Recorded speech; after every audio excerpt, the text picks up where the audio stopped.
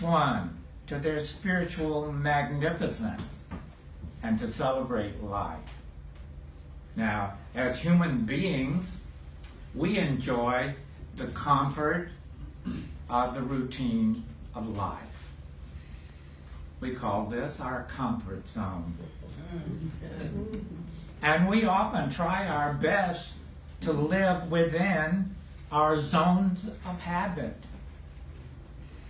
because there we feel unchallenged. We feel at ease with one another. And that's why we have a ritual every Sunday. We follow that same ritual so that you feel comfortable in that zone, your comfort zone. Our lives, though, are a great adventure. We can compare them to an Agatha Christie mystery. She's one of my favorite authors. She's always full of excitement, and she's tempting us to explore the unknown. Our lives are very similar, but we have a great attachment of knowing how the mystery will play out, and particularly who did what. Who did it? We are attached to knowing everything that goes on in our life because we want to remain in that comfort zone.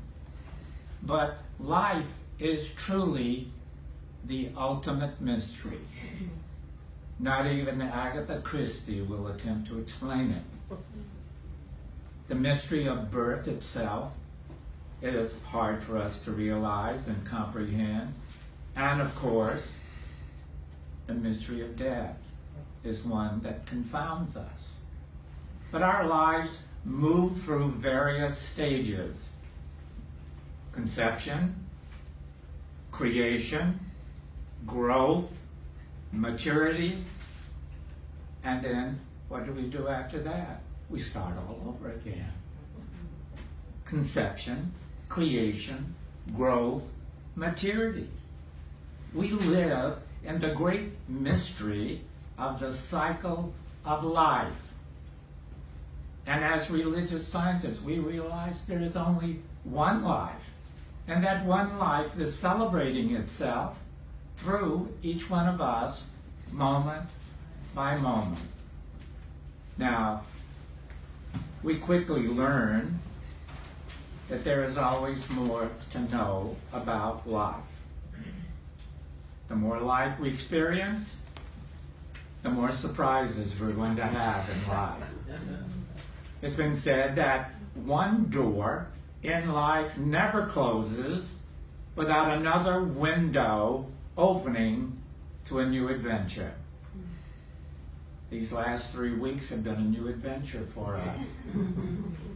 And we're happy to have you with us to celebrate the glorious music provided by Miss Katya and to experience our new building here that is always under a new movement forward.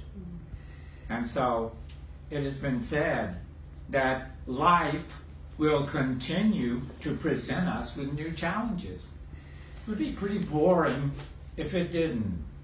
And so we have the new challenge of moving here, experiencing it, and now next week we'll go back to Lincoln Center and have that challenge again.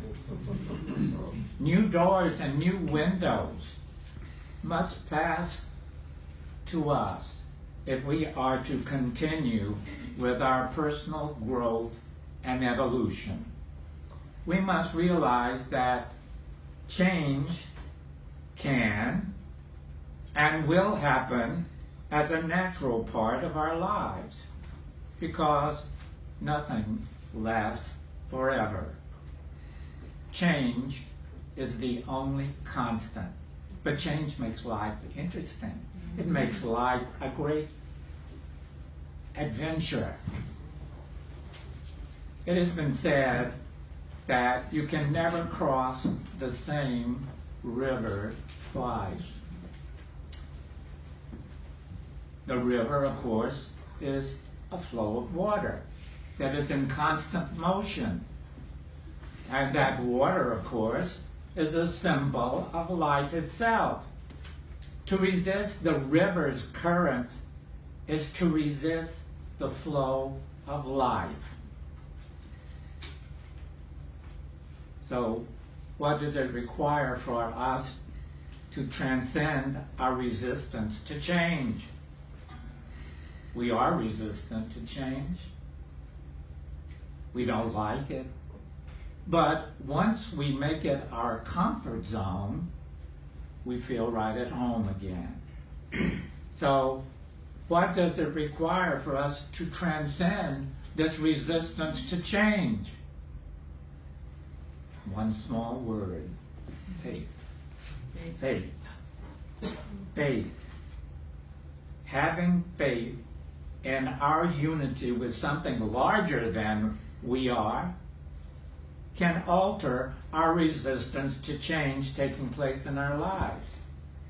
So embracing change requires deep faith. Faith, of course, is an inner knowing, an inner realization that does not rely on the outer world to verify or validate our knowing, our lives, our experiences. Faith is daring the soul to go beyond what our eyes can see. Faith is an inner knowing that we're connected to an infinite power and presence. And so our depth of faith can bring us a sense of well-being, a sense of comfort and inner peace, while this world around us is often in turmoil. As we mature spiritually, we begin to understand that faith is the unseen presence of the infinite operating through each one of us.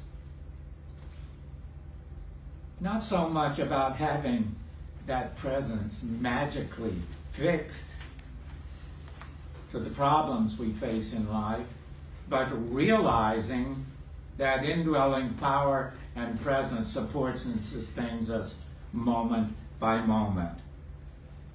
We are always in the divine embrace, knowing that we're not dealing with life alone. That spirit within desires to celebrate that one life. So we face the challenges of life each day. And with that faith that we're connected to a power and presence that is larger than we are. An infinite power that can place our trust and surrender to what is. The faith to surrender that what is taking place moment by moment. For we're going to have challenges in life. And for some reason, last week was one hell of a challenge. You know? But we move through it. We treat, we pray. And that prayer sustains us in knowing that Spirit holds each one in the divine embrace. However, we must know that failure in life is not an option. That doesn't mean that we will always like what the moment brings, but we will have the faith and the trust that sustains us for our highest and greatest good. We can easily feel overwhelmed by the immensity of what may be looming directly in front of us. Because there are moments when we will most certainly feel isolated or fearful of the unknown. And every time a fire department inspector comes by, I get fearful of the unexpected, because they can find things that you never thought of. I remember on 48th Street, the mayor had made a comment about art at the Metropolitan Museum. And I made the mistake on Sunday of making a comment about the mayor. I don't do that anymore. I leave politics alone. I said something about the mayor on Sunday, and the first thing on Monday morning, the fire department was there to inspect the building. They inspected it from the basement up. Then they wrote us a citation, because in our mail room we had one little panel missing from the ceiling, and so we were fined $600. I said, wow, that was a stupid remark I made about the mayor.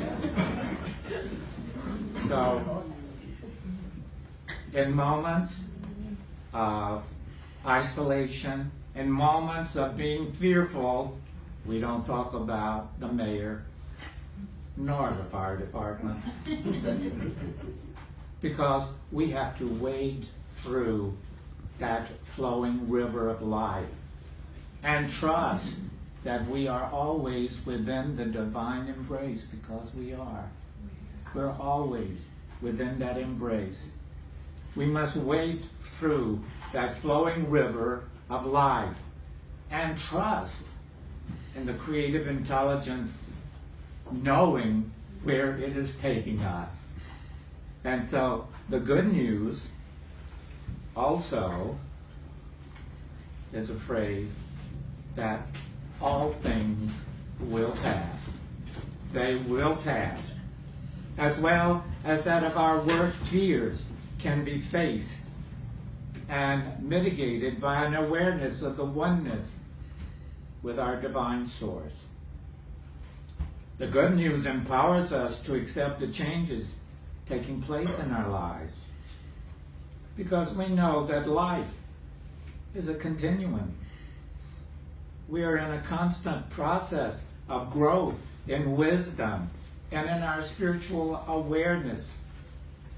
And we find that growth and awareness here in our study of religious science. The good news is that as we mature, we become more accepting of the unfolding action of life. We understand that it's all part of living. Change is not an option. Failure is not an option. It is a part of the inevitable movement of life. And so this morning, I was studying my lesson. I looked over at my bookcase, and there were all these books on prosperity. And there was the 10 Commandments of Prosperity, Prosperity Guaranteed, Spiritual Millionaire, Millionaire Mind, and many other books by Catherine Ponder and Joseph Murphy. And so I said, oh dear God, what am I going to talk about? Prosperity. I've got all this material on prosperity. Well, I've demonstrated prosperity, but what can I add to these books that will encourage everyone in my lesson to look for that prosperity in their lives? And so I looked at the dilemma of, why didn't these books do their job? You know? Many people will attest that they read the books of Catherine Ponder and they helped them in their prosperity consciousness. Was it really the book? It's certainly easy enough to blame the book for not demonstrating prosperity. But was it the book or was it our mindset when we read the book? Because many of us have subconscious blockages to prosperity that originated in the collective consciousness of all mankind. Or it could have manifested itself in our childhood when our parents reminded us constantly that money doesn't grow on trees. Or that negative thinking instilled in us by our parents of loss, lack, and limitation. But we have to change our mindset about life. And religious science gives us a fresh, new view of life. And also change our mindset about prosperity. Because you've heard me say most often, we have a microwave mindset. 30 seconds and it's over. But this change in our mindset must begin within. Because all change must begin within. And that change also provides us with a great adventure because we're introducing something new into our life experiences. And there's that old saying, if we think what we have always thought, we will do what we've always done, and we will be what we have always been. Because change changes everything. When you come to religious science at first, small changes will start taking place. And as you continue your study, those changes will multiply. Your spiritual confidence will make your life a greater adventure. Because we will venture forth into unknown territory, not knowing exactly what our destination is. But we know that everything begins first in mind. Everything originates as an idea in the mind of the thinker. And you are the thinker in your life. So we must first examine our thinking and our beliefs about prosperity and about life. So building a prosperity consciousness will thrust us forward into a great adventure of the prospering action of the universe. So we want to start by reprogramming our thinking. We reprogram our computers. Can we reprogram our thinking? George Bernard Shaw made a dramatic statement when he says, few people think more than 2 to 3 times a year. He continues, I have made an international reputation for myself by thinking at least once or twice a week. But many people will say, you know, I don't go to church on Sunday to think. And it's true. Many people go to church on Sunday to be told what is expected of them. The power of right thinking, however, makes us the master of our own destiny. It moves us into a process of recreating our thinking, recreating our lives, and moving forward in a spiritual confidence that the divine has something fresh and new in store for us. James Allen, in the little booklet, As a Man Thinketh, tells us, you are today where your thoughts have brought you. You will be tomorrow where your thoughts take you. So where are your thoughts going to take you? Prosperity is not a thing. It is more than money or wealth or happiness. Prosperity is a way of life, a dynamic process of life, which begins and ends by putting God first. We have to realize there is only one source, and we must make God our only source.